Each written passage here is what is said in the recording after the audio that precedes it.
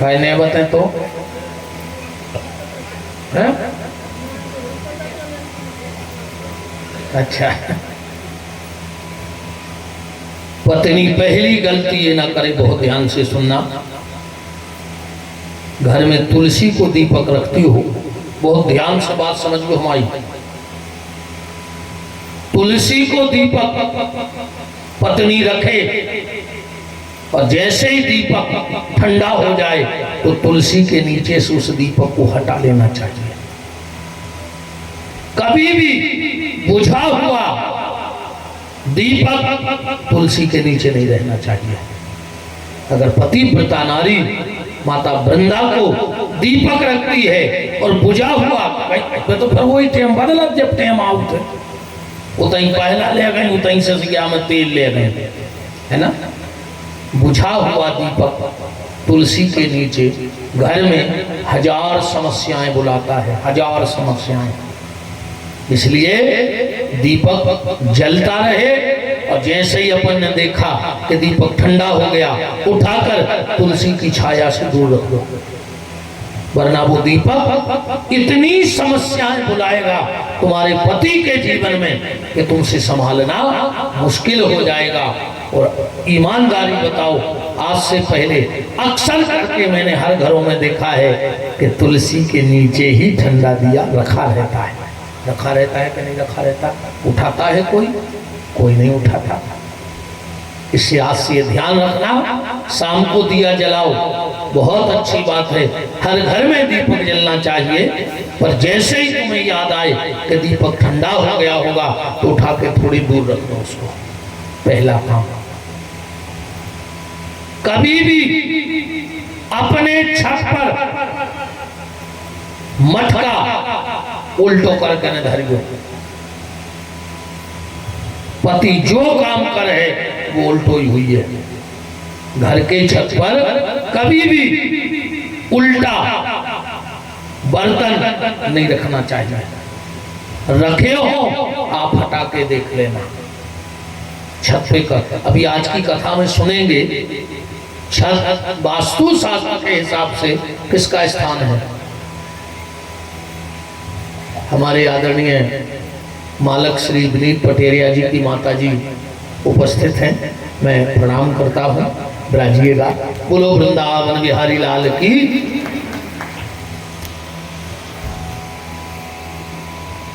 आज की कथा में आप सुनेंगे कि वास्तु शास्त्र के हिसाब से छत का क्या महत्व है, छत का क्या महत्व है और छत पर कौन से देवता का वास होता है, ये भी आज आप सुनेंगे कथा में।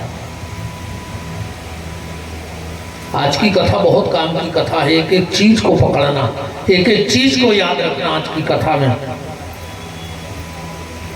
तो पहला काम क्या नहीं करना है, तुलसी के नीचे बुझा हुआ दीपक नहीं रखना है।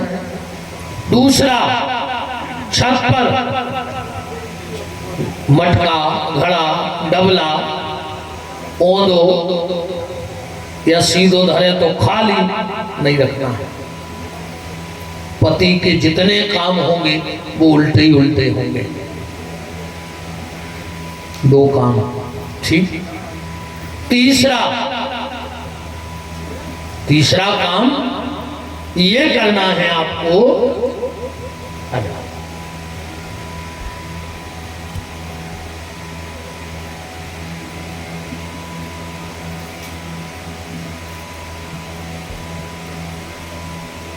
ये मालक के दोनों पुत्र हैं विनीत भैया के, राम लक्ष्मण। बोलो वृंदावन बिहारी लाल की।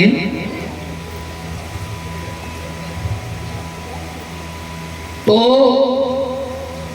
निवेदन कर रहा था, तीसरा काम घर के झाड़ू को छुपा के रखना है।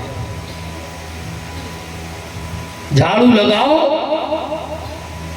पूछे रहा कि बहरा लोग आउट होगा नहीं है। आलमदाऊ ने तुरंत पूछी, तुम लोग तो बाहर आकर नहीं, तुरंत सलाह हो रही बेटा, हमें तो भारी खुशी है कि जिलमान एक दूसरे से बतिया रहे हैं। अच्छी बात है।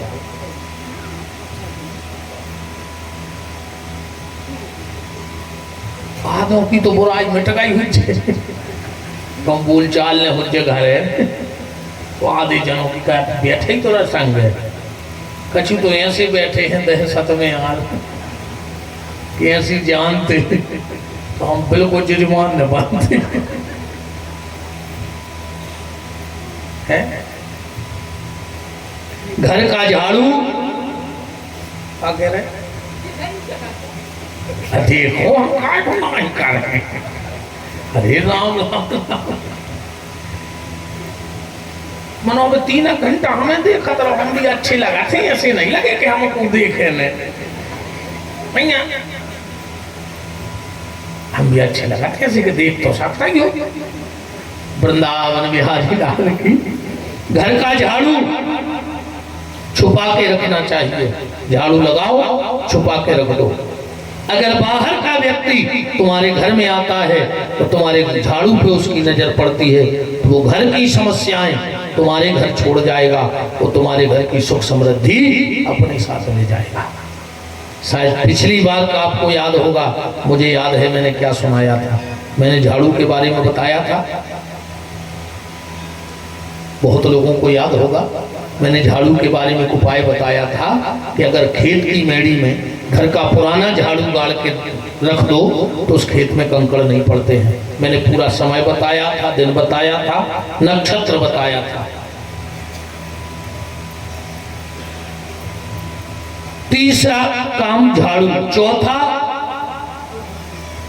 घर के चूल्हे पे बहुत ध्यान से सुनना, भोजन बनाने के बाद चाहे आपका गैस हो चाहे आपके यहाँ चूल्हा हो, उस पे तवा नहीं रखना, कोई खाली बर्तन नहीं रखना, चूल्हे को खुला छोड़ देना चाहिए। ये बहुत काम की चीजें हैं आप लोगों के लिए। और पांचवा भी मैंने पिछली बार बताया था कि घर का पलंग कभी घर के आईने में नहीं दिखना चाहिए। हमारे पलंग में आईना नहीं होना चाहिए। जिस घर का पलंग उसके घर के आईने में दिखता है, उस घर से भगवान भी झगड़ा खत्म नहीं कर सकता, विवाद खत्म नहीं कर सकता, उस घर में तू मैं बनी रहेगी। ये 5 काम माताएं न करें। और सबसे बड़ा दोष, घर में कभी आटा उसना हुआ रात में फ्रिज में न रखें। जिसके घर में उसना हुआ आटा रखा रहता है उसके घर से कभी पितर दोष खत्म नहीं होता है। उस घर में पितर दोष रहेगा जिसके घर में उसना हुआ आटा रखा जाएगा। पहले की माताएं ने रखती, बेहती बेचारी बिना पढ़ी लिखी। पहले की जो माताएं हती वे बिना पढ़ी लिखी हती, हिसाब किताब ने जानती। आज की मिल रही है पढ़ी लिखी, आजकल की पढ़ी लिखी है तो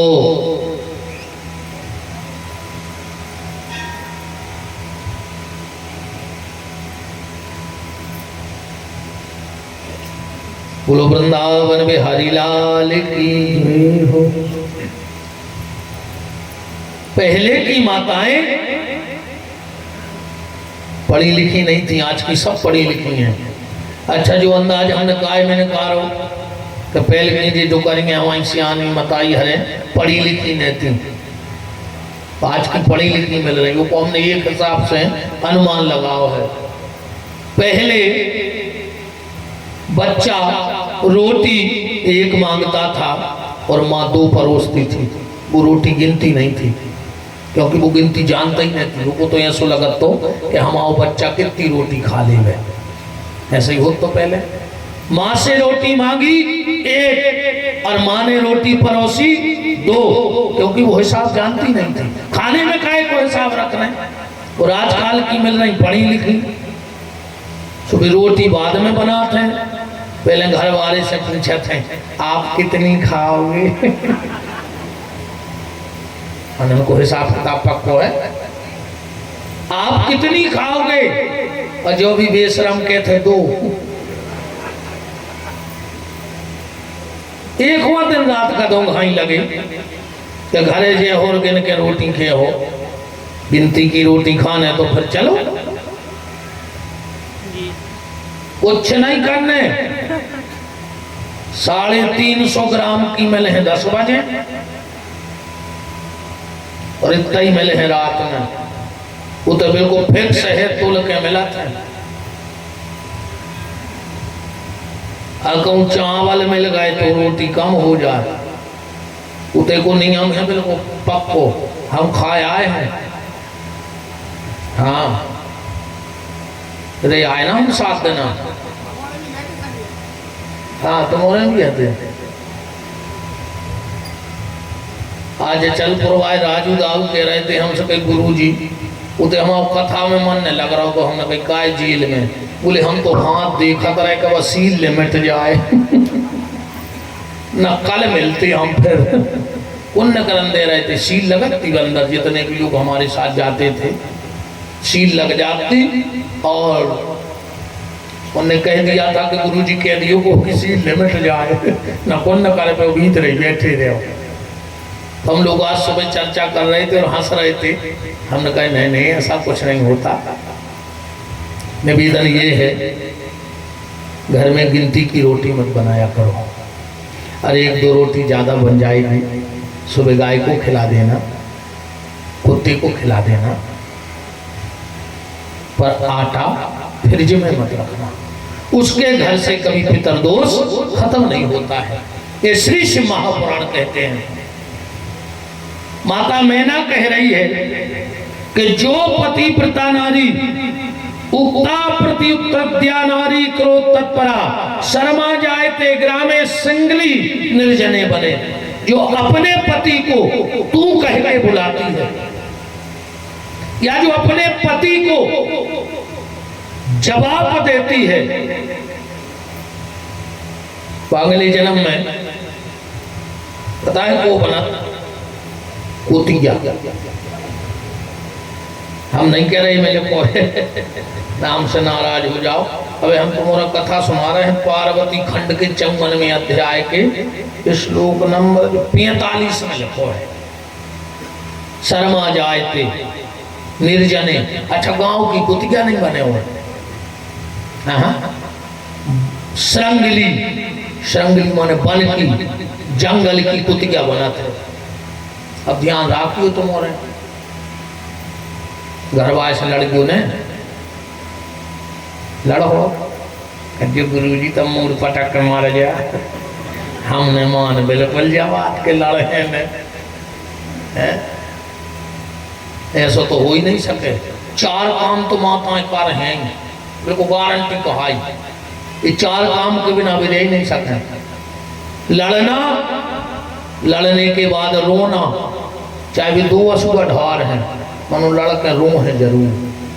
लड़ना, लड़ने के बाद रोना और रोने के बाद सोना। पलका पे जरूर जे हैं, चाहे 2 मिनट होते हैं ऐसी मूड धर कर सोए मुड़ी से पे और न्यूला खाएंगे सो तो कछु बूटी ने धरी हुए पलका पे के सूंघ लाए और फिर तैयार हो जाए लड़के, है ना। अच्छा एक अंदाज करियो, पति पत्नी में झगड़ा हुई है, नारी कभी लड़के घर के बाहर नहीं भगत, वो भीतर भगत। और आदमी ने पैरे जूता और वो घर के बाहर भगत। आज तक आदमी लड़ाई लड़ी और उन्हें जूता पहरे लड़के भागे और माताएं लड़के भीतर गए हैं पलका पे।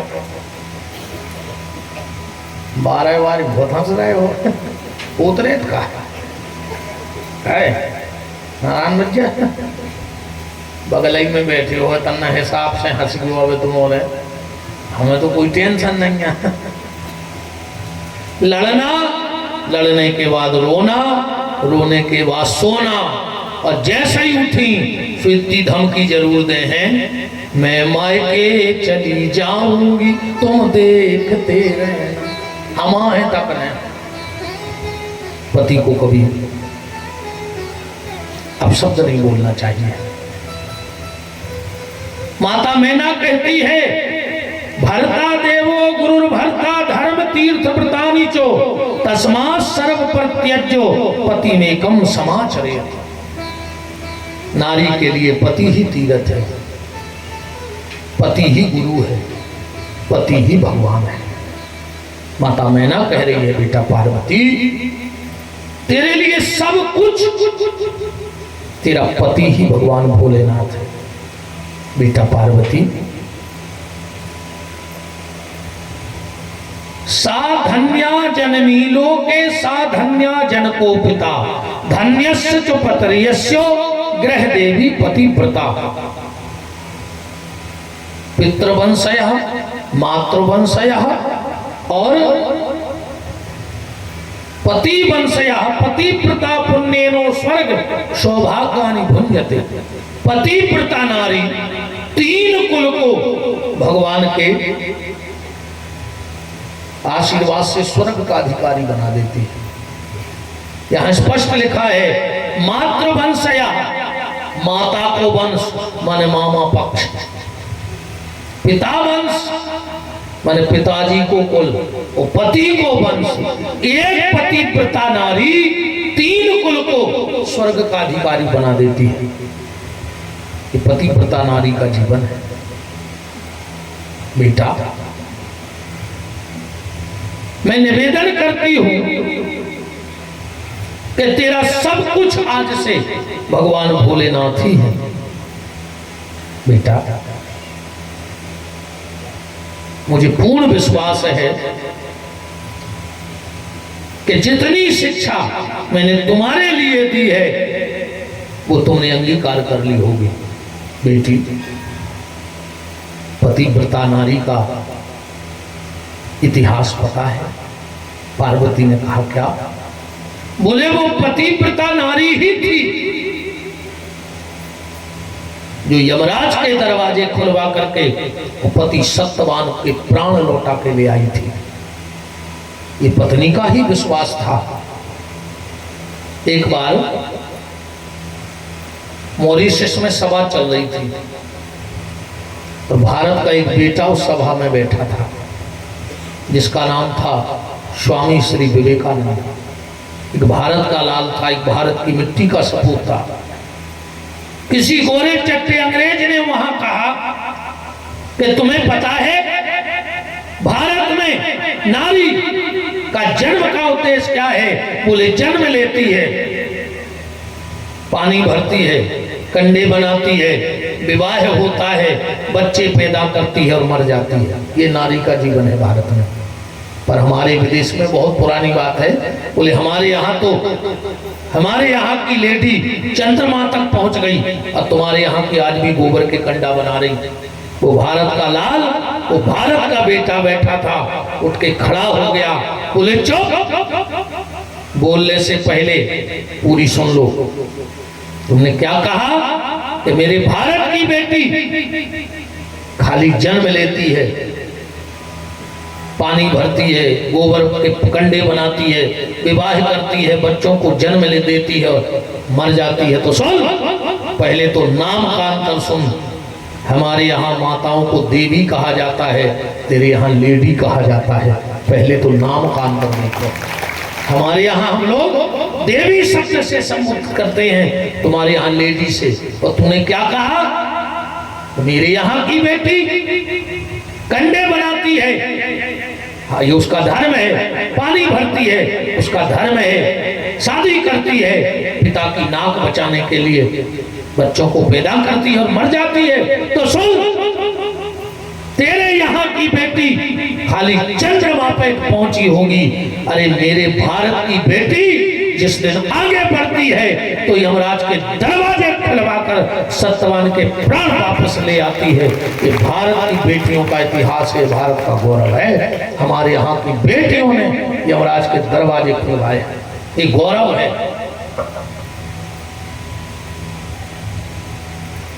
ये गौरव है भैया। गांधारी ने कृष्ण को श्राप दे दिया। ये पतिव्रता नारी की ताकत थी। जब भगवान चलने लगे महाभारत का पूरा युद्ध हो गया, भीष्म प्राणों का अपहरण कर गए। गांधारी एक खंबे से खड़े होकर लिपट के रो रही थी। भगवान ने सबको यथोवत प्रणाम किया और जैसे ही पहुंचे और कहा गांधारी हुआ प्रणाम। गांधारी की आंखों से आंसू बह निकले। कृष्ण, अगर तू चाहता तो महाभारत का युद्ध नहीं होता। कृष्ण, मुझे पता है कि इसका पूरा सूत्रधार तू है। कृष्ण, क्या जाने रे कि मेरे सामने मेरे 100 बेटे चले गए और मैं अभागन अभी तक बैठी रही। कृष्ण, ये सब कुछ मेरी बदौलत। जा, मैं तुझे श्राप देती हूं, जैसा मेरे सामने मेरा परिवार नष्ट हो गया, कृष्ण तेरे सामने ही तेरा परिवार भी नष्ट हो जाएगा। भगवान कृष्ण देखते रहे और यदुवंशी आपस में एक दूसरे को मार डाले। एक पतिव्रता नारी का श्राप था। आपने देवी पद्मावती की कथा सुनी होगी। राजा अरण्य की पुत्री पद्मावती, रघुवंशी राजाओं में, क्षत्रिय राजाओं में राजा अरण्य, उनकी पुत्री पद्मावती अतिशय सुंदरी थी। एक बार पुष्पभद्रा नदी के किनारे पर अपनी सखियों के साथ टहल रही थी। उसी समय पिप्पलाद नाम के महात्मा वहां से निकले और उस कन्या को देख करके पता लगाया कि किसकी कन्या है। कहा महाराज अरण्य की। पिप्पलाद अरण्य के पास पहुंच गए और कहा राजन, मुझे तेरी बेटी विवाह के लिए चाहिए। राजा ने कहा मुनिवर विचार तो करो, आपकी आयु 300 वर्ष और मेरी बेटी की आयु मात्र 10 वर्ष। आयु का भी तो अनुमान लगाओ। पिप्पलाद ने कहा राजन, अगर तू अपनी बेटी का विवाह हमारे साथ नहीं करेगा तो मैं तेरे राज को नष्ट कर दूंगा। बगल में पद्मावती खड़ी थी। कहा पिताजी, पूरे राज्य को बचाने के लिए हमारी बलि दे दो, मुझे पिप्पलाद महात्मा पति के रूप में स्वीकार है। विवाह किया। 300 साल का बूढ़ा पति और 10 साल की कन्या, फिर भी इतने भाव से सेवा करती है अपने पति की। एक दिन पिप्पलाद ऋषि स्नान करने नदी नहीं जा पाए बुढ़ापे के कारण, तो कहा तुम हमारे लिए जल भर के लाओ। पद्मावती जल भरने गई, मटका डुबोया ही था और इतने में धर्मराज वहां पहुंच गए। जाकर के बोले पद्मावती, कहां उस बूढ़े के चक्कर में पड़ी है, मेरे साथ चल, मैं स्वर्ग की रानी बना के रखूंगा। पद्मावती ने उसी पुष्पभद्रा नदी का जल उठाया और कहा रे मूर्ख, तेरी इतनी ताकत कि तूने मुझसे अपशब्द बोले। धर्म अपने रूप में आ गए, बोले हमें तो देवताओं ने तुम्हारी परीक्षा लेने भेजो। तो पद्मावती बोली कि आज के बाद देवता भी परीक्षा के नाम से डराएंगे। जा धर्म, मैं तुझे श्राप देती हूं कि तेरे 3 पांव टूट के जमीन पे गिर जाएं। धर्म के 4 पांव हैं, सत्य, सोच, दया और दान। आप लोगों ने कई बार भागवत में सुना होगा कि जब परीक्षित ने धर्म रूपी बैल को देखा है तो 1 पांव पे खड़ा था, उसके 3 पांव टूटे थे। वो 3 पांव कहां से टूट गए? बोले पद्मावती के श्राप के कारण धर्म के 3 पांव चले गए। 1 पांव पे खड़ा है खाली दान पे। तो ये पतिव्रता नारियों का गौरव है। संसार को जो पवित्र करे उसका नाम है गंगा। संसार को पवित्र करने का ठेका किसका है? गंगा का। और गंगा को पवित्र करने का ठेका किसको है? बोले यति को और सती को, पतिव्रता नारी को और भजन करने वाले साधु को। आप लोगों ने देखा होगा, सभी हम लोग जाते हैं कुंभ में, हजारों लाखों की तादाद में नागा साधु आते हैं, हजारों लाखों की तादाद में। ना तो किसी ने उनको आते देखा और ना किसी ने उनको जाते देखा। फिर हम पूरी दुनिया में घूमत हैं, कुंभ के बाद अपन पूरी दुनिया में तो घूमत। फिर कहूँ तुम्हें 200-500 इकट्ठे मिले नागा क्या हूँ स्टेशन पे के कोनो ट्रेन में के कोनो मेला में, वो कहाँ चले जाते हैं? वो हिमालय की कंदराओं में अदृश्य रूप से आते हैं और अदृश्य रूप से चले जाते हैं। आते भी अदृश्य होते हैं और जाते भी अदृश्य हैं। साल भर भजन करते हैं और ठीक जब पर्व होता है उस समय नागा साधुओं के अलावा हमारे देश के राष्ट्रपति को भी परमिशन नहीं है। पहला शाही स्नान कौन करेगा? नागा साधु। ना कोई मंत्री, ना कोई मिनिस्टर, ना कोई नेता, किसी को कोई परमिशन नहीं है। सबसे पहले नागा जाएंगे, ठीक समय पे पर्व लेंगे।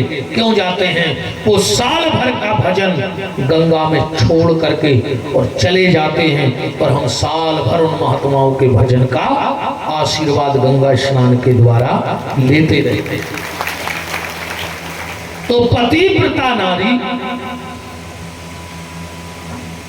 और यति माने साधु, इन दो को काम मिला है गंगा को पवित्र करने का। साल भर हम लोग जाते हैं, अपने पाप छोड़ते हैं, और जैसे महात्मा के चरण रखते हैं तो गंगा फिर वही पुण्य सलीला पवित्र हो जाती है।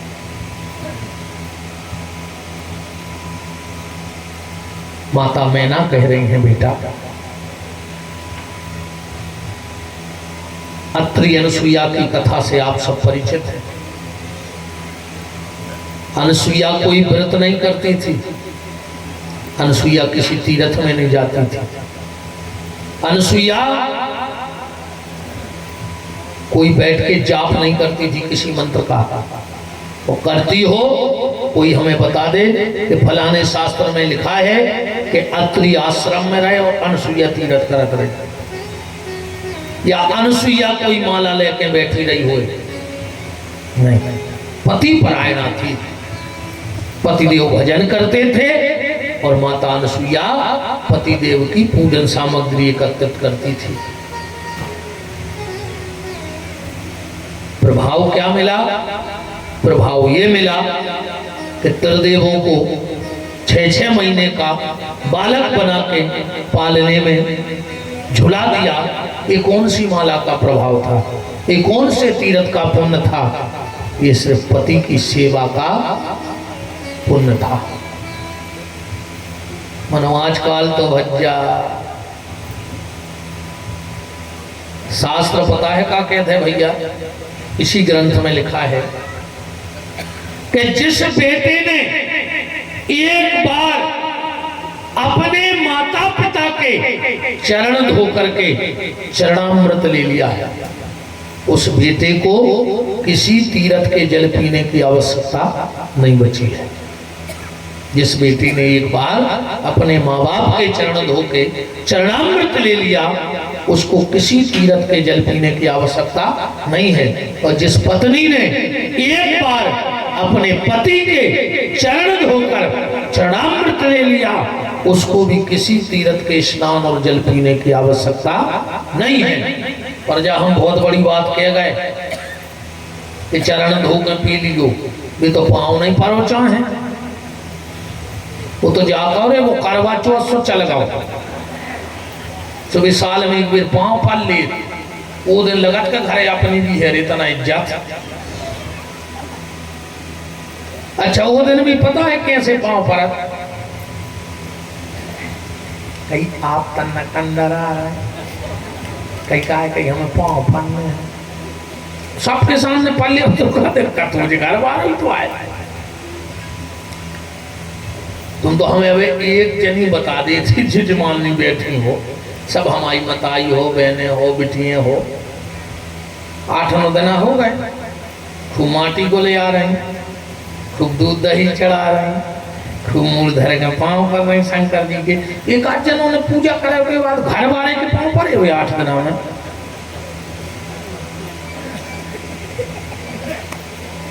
सांची कज्जू तो बेटी मंच के सामने बैठे हो, परे हैं। अच्छा आ जाइए अकेले, देखो अबे कह रहे थे रोज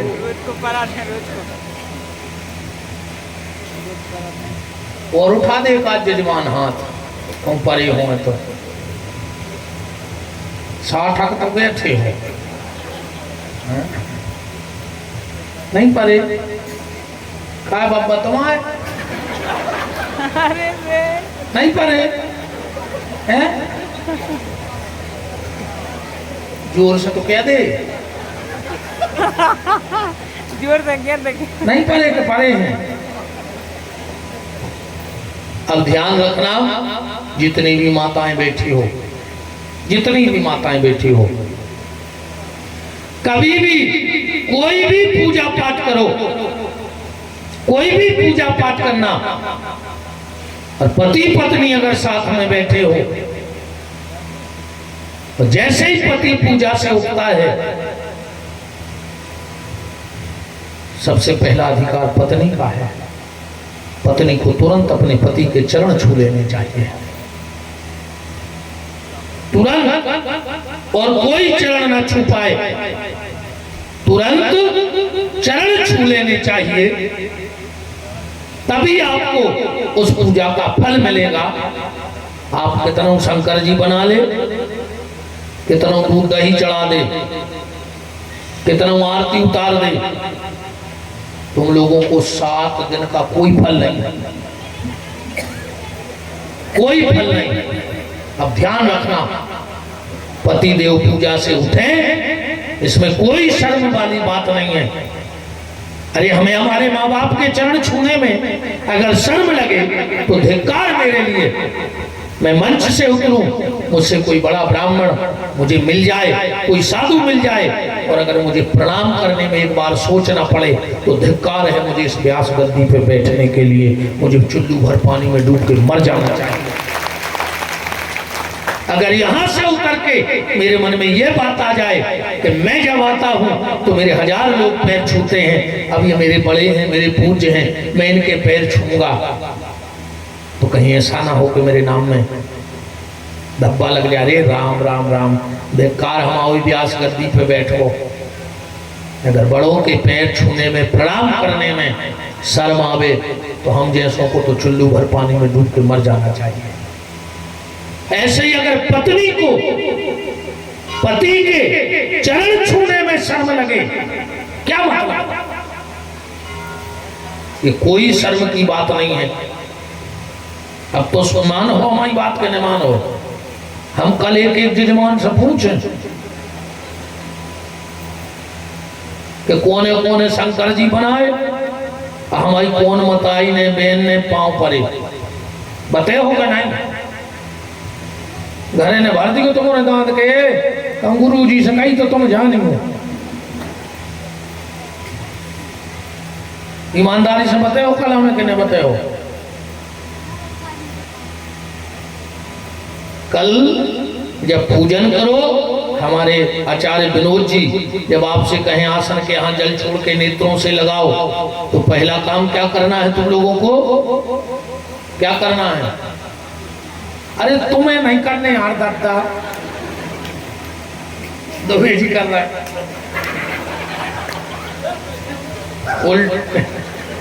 उल्टो ने करने लगी जो न पूर्व से पुराना आदमी की अच्छी शिक्षा दे गए दादा, अच्छी कथा भाई ये वाल कि सबके पांव पर आ गए। तुम खबर राखी माला हैं?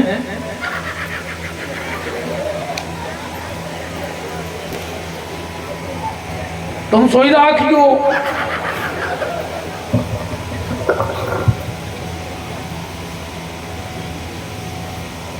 ये सारी शिक्षा महारानी मैना ने दी, और अब वो समय आया जो समय हर माता पिता के जीवन में बहुत खुशी का होता है पर उससे ज़्यादा दुख का होता है। मैंने कल एक बात कही थी, बिल्कुल 10 मिनट को साइलेंट की स्थिति में हो जाओ, जो जहां बैठा है वहां बैठा रहे। बिल्कुल आप जितनी तन्मयता से हमारी ये बात सुनोगे, हमको उतना रस मिलेगा आपको सुनाने में। हम आपको सीधी बात बताएं, माई हरसिद्धि जानती है, आप सब जानते हो, मैं पढ़ा लिखा नहीं हूँ, मैं ज़्यादा शास्त्र नहीं पढ़ता, हम ज़्यादा पन्ना भी नहीं खोला। तुमने देखा तो जो नियम है कि खोल के धर दो सुधारो है। हमें बल मिलता है हमारे श्रोताओं से। जितना अच्छा श्रोता इस व्यास गद्दी को सुनता है, ये व्यास गद्दी उतने सुंदर सुंदर भाव इस जगह से निकालती है।